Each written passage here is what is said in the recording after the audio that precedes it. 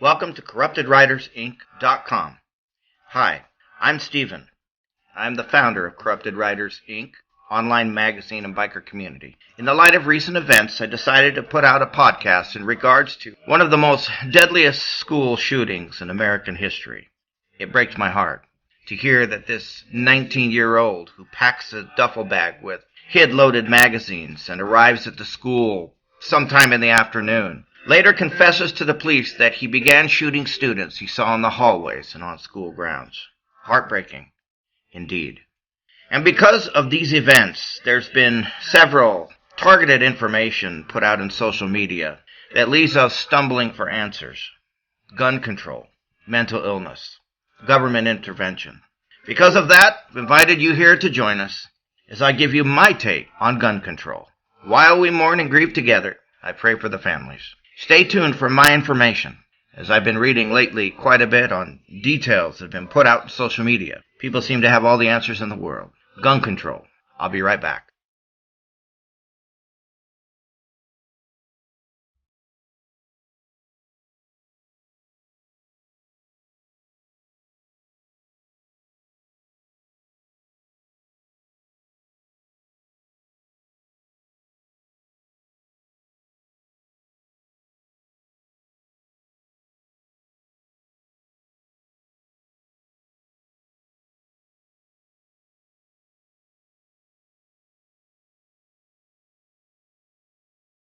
The Wall Street Journal indicates that the United States leads the rest of the world in mass shootings.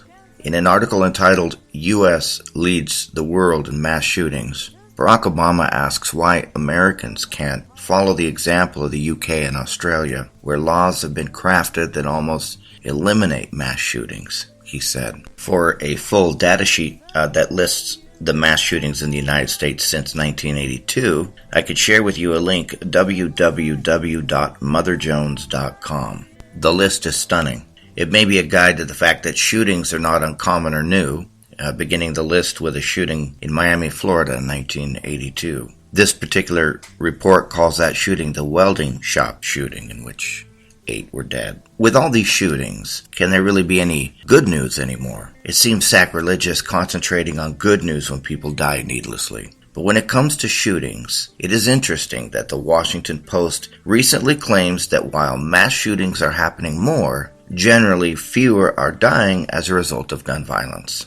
Recorded data indicate that there have been some 146 shootings between 1967 and 2017, with an average of 8 people dead, including the shooter. Oddly, while the number of mass shootings have risen, there appeared to have been massive decrease in gun-related deaths. Between 1982 and 2011, there were approximately 1 mass shooting every 200 days. Between 2011 and 2014, that changed to a mass shooting every 64 days in the United States. In an article entitled Behind the Bloodshed, USA Today claims that there were mass killings every 2 weeks. Whatever the case, mass shootings happen too much, that's for sure. And what about the controversy over what is a mass shooting? Is it 4 killed or injured at a time? 5 or 6? Or more? That does change the statistics dramatically depending on just how the presenter wants to display present-day events. And are shootings mass when 1 or perhaps no one is killed? Certainly in light of recent events, we're all touched and emotional and grieving over the loss of innocent life. What is it here that fertilizes the chaos and makes our country murderous? Is it the background checks that fertilize the chaos? Staff shortages? Guns? Could it be the guns? Assault guns? Rifles? Could it be that there's this mass copycat phenomena that feeds this hostile breeding ground of death in our good, sweet, old USA? I'm reading these days, and maybe the desire for fame and notoriety could be a strong element in this garden of United States death. What about this gap of expectations and achievement that press us to want to kill each other? I keep hearing also that many blame mental health illness and that we have lost touch with controlling our anger. Interestingly, many of the shooters in the United States suffered from mental illness, but the estimated number of mental illness cases has not increased as much as the shootings, which tripled from 2011 to 2014 and continue. So why are these mentally sick people now killing other people?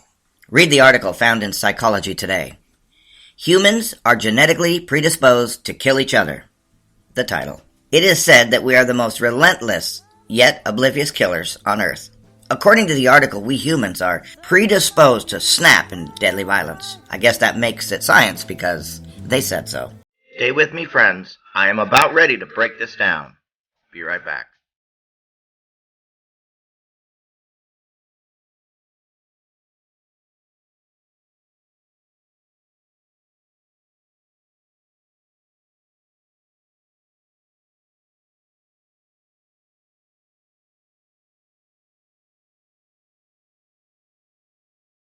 How long before anyone says it? I'm not a doctor, a psychologist, psychiatrist, a student of the mind, the social environments that exist, but I have common sense. How long before anyone says it? Politicians and professors, how long before you herald common sense? Records indicate that 99% of all households possess at least one TV. How many TV sets in the average home? 2.24. The percentage of homes with 3 or more TV sets in the United States equals 66%. 3 or more. How many hours a day do you suppose the TV is on in the average U.S. home? The answer is 6 hours and 47 minutes. How many families do you think watch TV while eating dinner? 66% of them. What is the percentage of Americans that pay for cable? 56%? The number's growing? Did you know that 6 million videos are rented in the United States daily? 49% of Americans already admit they watch too much TV. What do you think the effects of our habits are having on our children? There have been over 4,000 studies on the habits of TV watching on children. How many minutes do you think the average parent spends in meaningful conversation with their kids? The answer is 3.5 minutes. Wow. How many minutes do you think the average child spends watching TV each week? Almost 2,000 minutes. What is the average of daycare that uses TV during a typical day? 70%. When 4 to 6-year-olds were asked to choose between watching TV or hanging out with their dads, 54% prefers the TV. By the time an average child finishes elementary school, how many murders do you suppose the child has watched? The answer is 8,000. Astonishingly, by the time he has finished high school, he or she has seen approximately 200,000 serious acts of violence played out in front of his eyes. 79% of Americans believe TV helps perpetuate mayhem. But I rarely see that in the listings defining our nation's fertile ground towards murder in the masses. Just like to share with you Eugene V. Barrison, MD, Director of Child and Adolescent Psychology, Residency Training, Massachusetts General Hospital, McLean Hospital, on an article entitled The Impact of Media Violence on Children and Adolescents, Opportunities for Clinical Interventions. His comments are indicative to the effects of violence perpetuated to children by the media. While the causes of youth violence are multifactorial, he says, the research literature is quite compelling that children's exposure to media violence plays an important role in the etiology of violent behavior. He says there's a strong correlation between it, media violence and aggressive behavior within vulnerable at-risk segments of youth. Did you know that in 1950, only 10% of American homes had a television? Quite a contrast with the 99% of homes today. In fact, more families have televisions than telephones. Over half of all children have a television set in their rooms. Television programs display 812 violent acts per hour. Children's programming, particularly cartoons, display up to 20 violent acts hourly. According to the doctor's comments, there are other forms of media influence as well. 15% of music videos contain interpersonal violence. He comments there's also concern about sites that advocate violence. Why, with internet, you can bring violence right into your home and study it. Sites provide information on the creation of explosive devices and even reveal how to acquire firearms. There is also little research on the impact of violent video games, but the studies indicate it. The child gets to act out his violence there, rather than being a passive observer, as when viewing television or movies is especially concerning to experts. Children get to act out the violence rather than be a passive observer. So then, possibly we should be speaking to the networks, cable vendors, local stations, federal agencies, and our political officials to help ensure that programming decisions are made with an eye open to the potential influence of our next generation. How long before anyone says it? How long before smart people can see past simple? So then, why do so many jump on the gun bandwagon? I could essentially label them with their new title, the gun bangers. Look, I believe that gun carry and ownership is a right, privilege. I like guns, but I know that guns scare a lot of people. In fact, as I carry mine, it's concealed, and most people never get to see it, and that's okay. Carrying is a serious responsibility, and to carry assumes great responsibility, accountability. I believe that everyone that carries should be required to get some kind of training. Carrying a firearm is serious stuff. It means you might be the guy or gal that is tactically ready to step in and save a member of your family's life, or a member of the public's life, a child, in the event of a terrible incident like this, if it means even taking someone's life. According to the Association for Safe International Road Travel, almost 1.3 million people die in road crashes each year, with an average of 3,287 deaths a day. Road traffic crashes rank 9th as a leading cause of death and make up about 2.2% of all deaths globally. The association asserts that road crashes are the leading cause of death among young people,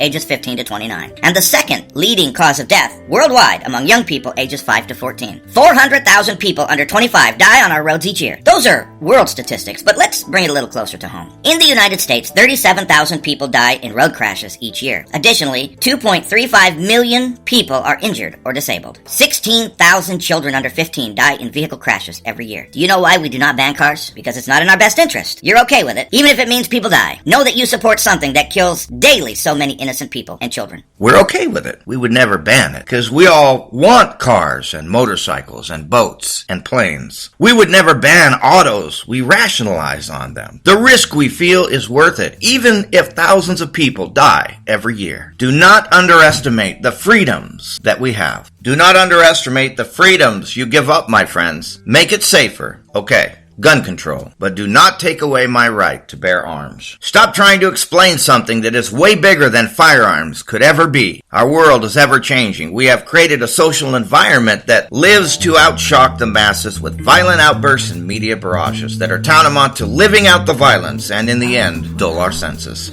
I don't know the answer. I don't know how to change it. But I know that when a group of behavioral analysis study a crime, the murder weapon is generally the obvious thing. But to catch that criminal, we gotta study the reason and the why and the background. We're missing this part of this huge observation. We're afraid and terror to admit that we have socially created an environment that has created fertile breeding grounds. We are afraid and terror to admit that we have socially created an environment that has created a fertile breeding ground for murderous thoughts like what we see in these mass shootings. And it's no secret that most of these are being committed by kids. I'm ashamed that so many smart people refuse to accept responsibility, blaming guns so as to not accept any moral responsibility to bringing murder, rape, violence, time and time again, and shame right into our TVs, into our home, and into our youth's attention. We did it, people. It's partly our fault. Is it about gun control? It's about people control. We have controls. We have gun controls. That when the system works, then the controls we have work. We only know how many times the system has failed, not how many times it has worked. The amount of gun laws and controls do not change the system working. Make as many laws as you want. It doesn't change or make process and systems work, as we've seen. Until guns are banned, ultimately changing our constitutional rights. The Second Amendment reads, a well-regulated militia being necessary to the security of a free state, the right of the people to keep and bear arms shall not be infringed. And the definition of infringed, to limit, to undermine, to restrict. I don't know the answer. I don't know how to change it. But I do know this. It's not about guns. It's about people. How about we take it back? Create programs to assist our youth. As a nation, it is my belief that this could be irreversible. But only as we reach out for change can we really ever change the next generation of children before this gets worse. People kill. Sad, right? Devastating. We have to stop getting consumed with how people do it and concentrate on why people do it. Only then can we change it from happening. Bad guys will always have, get, or make guns, regardless of the rules and sanctions you oppose on them. It seems pretty simple. I want to be one of the good guys. That being said, be safe, and God bless.